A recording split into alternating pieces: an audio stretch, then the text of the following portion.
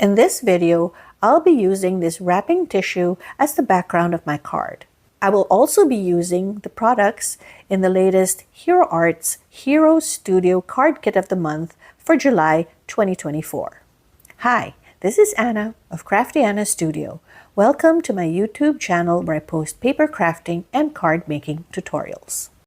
First, let's take a quick look at the Hero Studio Card Kit of the Month for July 2024. The new Hero Studio is the reinvented version of the My Monthly Hero Kit. And this card kit comes packed with so much goodies. So first you have a card with some inspiration in the back. You have here 4 different kinds of formats. And this month's theme is a Victorian beach scene. So first up we have this ink palette with 5 different kinds of reactive inks. This card kit comes with a 6x8 stamp set where you can create some beach scenes. So you have the lighthouse, boats, you have sentiments like thank you and birthday. And of course it comes with coordinating dies where you can cut out the shoreline, and then you can also cut out all the little elements, including the sentiments. Then one of the things I love about this set is it comes with this cling stamp of rocks. It's so intricate and so beautiful, as you can see here. I really love how intricate the details are. The next up is this die set, a small die set of a sandcastle, and then we have the bucket, some shells, the flags, and a shovel. And it's not a Hero Arts card kit if you don't have this popular rub-ons. So this kit features a rub-on of a antique map. So there's 2 sheets of these. Then of course we have some vellum and other kinds of papers that the kits usually come in. So we have 2 pieces each of 8.5 by 5.5 vellum in gray, a green one, and blue. And then we have white mirror cardstock. This one is like a rainbow cardstock, and the other one is just plain white mirror cardstock. So you can see how jam-packed these new kits are, and they are just perfect for those who are building up their stash, as there's always a variety of products in the kit.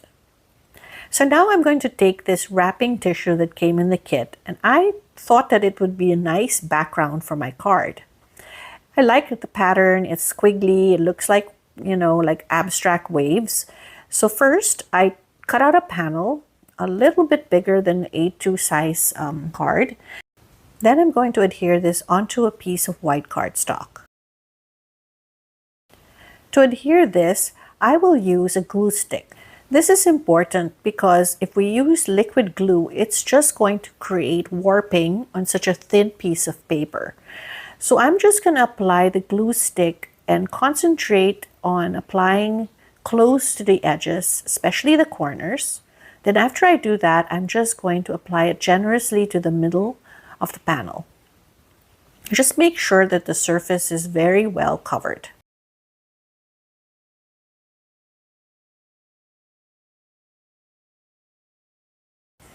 Then I'm going to take the wrapping tissue and lay it gently on top. And from the middle, I'm going to press gently towards the corners and the edges of the paper. Then I'm going to smooth it out gently using the palm of my hand.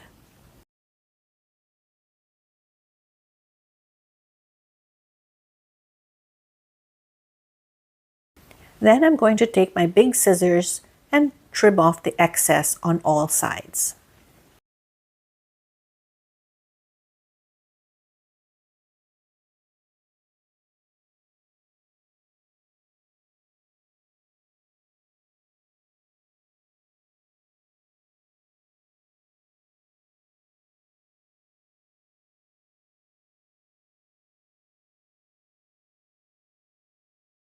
Then I will set it aside to dry.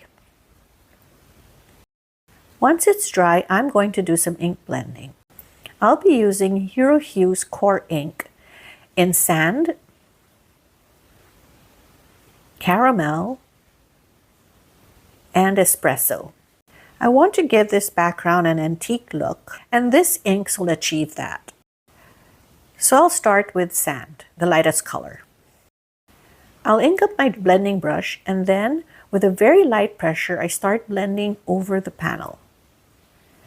I start doing it very lightly at first. This wrapping tissue is quite smooth in texture, so the ink blending is going very smoothly. The thing to keep in mind about ink blending is that you start with a very light hand at first, very light pressure. And then as you get more and more confident about the ink blending, then you can apply a firmer pressure onto the panel. But for this, I really just wanted to give it a very sheer and light look, so I'm not applying too much pressure. After I finish ink blending the sand, I will move on to the caramel. So I do the same thing. I apply some of the ink onto my brush, and then I will just ink blend in certain areas of the panel. On the left, on the right, at the top corner, and the bottom corner, then just blend it out with the rest of the color in the panel. Then, with the espresso ink, the darkest ink, I'm going to do the same. I'm just going to apply it on certain areas on the paper. So first I try it on the right side, then I'll move on to the left side, the top, the bottom, until I'm happy with the way it looks. I'm going to speed this up a little before I move on to the next process.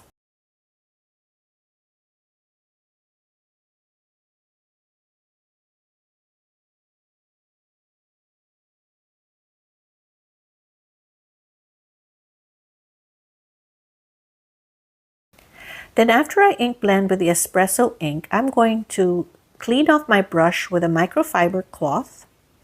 And then I'm going to take the sand ink again, and I'm just going to blend it all together. This is an optional step. I just wanted to fill in the area so the white is still showing through.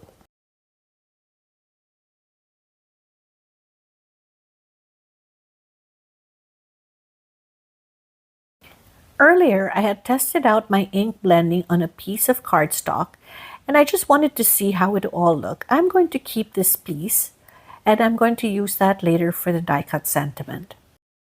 Now, I thought I had turned my camera on to film this part when I tore the sides of this panel, but apparently I forgot.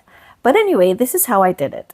With the design facing up, I used both my fingers in both hands to carefully tear the edges of the panel. This is a little bit difficult because the paper that I used, the cardstock I used, was a bit thick, but you know, I finessed it a little and managed to tear the rest of it out. The key thing is that you have to have the design of the panel facing towards you and not on the reverse, because when you start tearing it on the reverse, you won't get those white edges that make it look like it's worn. So anyway, I'm going to start ink splattering on this background to create some texture. I'm also going to take out the ink blending panel I had done earlier. And so what I do is I take the ink cubes and I start smushing it onto my craft mat. The sand, the espresso, and the caramel. Now, these dye inks are not really water reactive. I mean, you can react it with water, but it's not the same as the reactive inks. So you'll see here why it's not ideal to watercolor with them. So I give it a quick spritz of water, and then I take my brush, and you can see here how it's just so difficult to work with. But I'm only going to do some ink splattering, so this will serve its purpose. So I take the brush, and then I gently splatter it all over the panel. I start with the sand, and then I just splatter it on both panels. Then I'm going to take the caramel and splatter that too. And last, I will do the espresso. As you can see, I'm not washing off my brush between colors because I started from light to dark.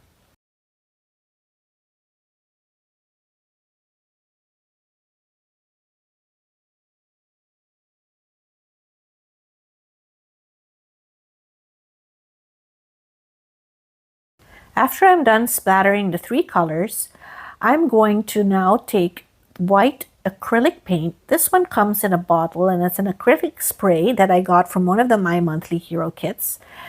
Give it a really good shake because sometimes the paint settles down in the bottom. And then I'm going to open the whole bottle cap.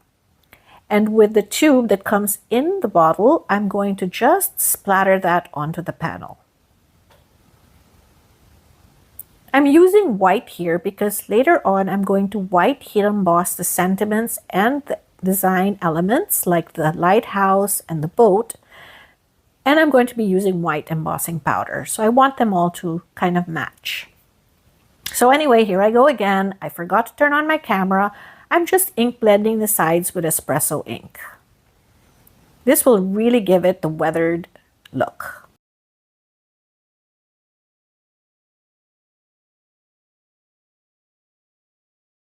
Then I'm going to set these aside to dry. I took a brown cardstock panel cut to 4 1/4 by 5 1/2. Then I'm going to pick some elements in the stamp set, like this lighthouse, the sentiment thinking of you, and this boat. For the die cut sentiment, I'm going to use the happy birthday from this birthday stamp and cut set, and which I will die cut later on. I brought out my MISTI to stamp out all the elements I will need for my card. So first I take the lighthouse, which I will put in the middle of this panel. And then I'll take the boat and then the thinking of you sentiment. I'm placing the stamps in the middle of the panel because I'm actually going to use this panel later on as the matting for the ink blended background that I had made earlier. I'll close the door of my stamping platform to pick up the stamp, and then I will apply a generous amount of powder, anti-static powder. This one is just cornstarch. And then I will ink up the stamp using Versamark ink.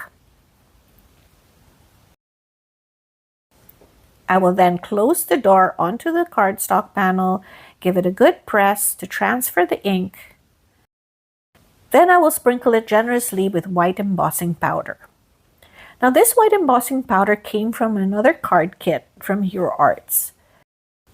If you're a beginning card maker or you are the type that wants to build up your stash, my advice is to invest in a good card kit. Several companies have different kinds of card kits. What I like about Hero Arts is that their card kits come with a variety of items that you can use for different techniques. For example, they have embossing powders, they have inks, even have cardstock, aside from, of course, the usual stamps and dies.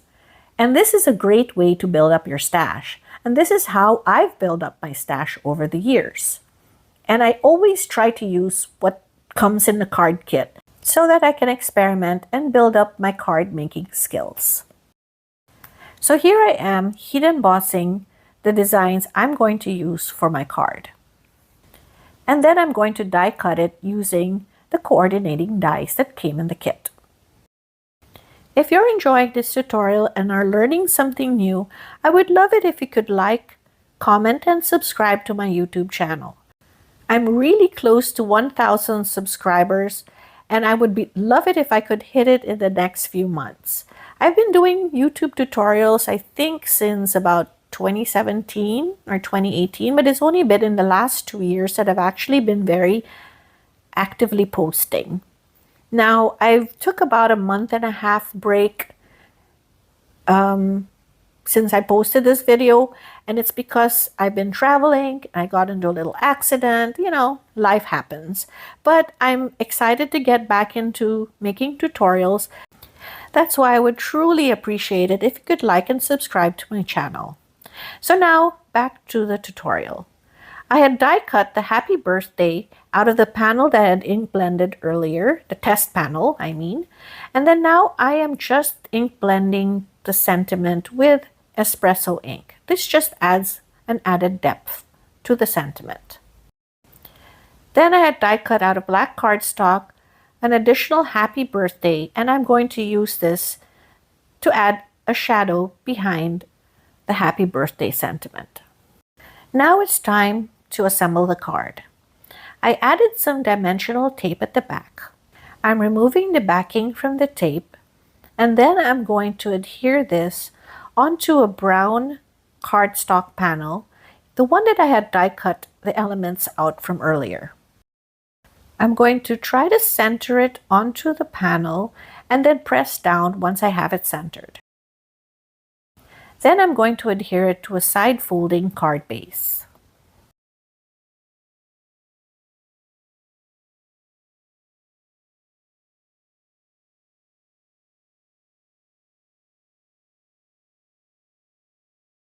Before I adhere down all the elements of my card, I'm just going to temporarily put them down just to see where the positioning would be. So I'm putting the lighthouse on top and then the boat on the bottom and centering it on the card. And then I'm putting the thinking of you right between the happy and the birthday.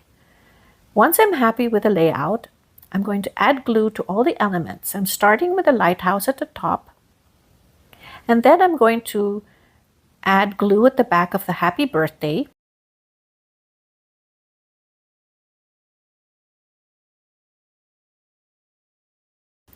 Adhere that to the middle of the card. Then I will add some foam tape to the back of the boat because I feel that it needs to have a little bit of dimension as the birthday is a little bulky. I put a weight on top of the happy birthday while it dries. So here I am putting some foam tape just at the bottom part of the boat. I also added some dimension by adding a few die cuts behind it. I'm removing the backing of the foam tape. Then I'm adding some glue. And then I'm going to adhere it down at the very bottom of the happy birthday die cut.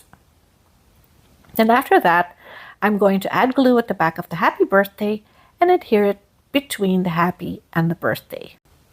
And that finishes off my card. I hope you learned something new and you enjoyed my tutorial.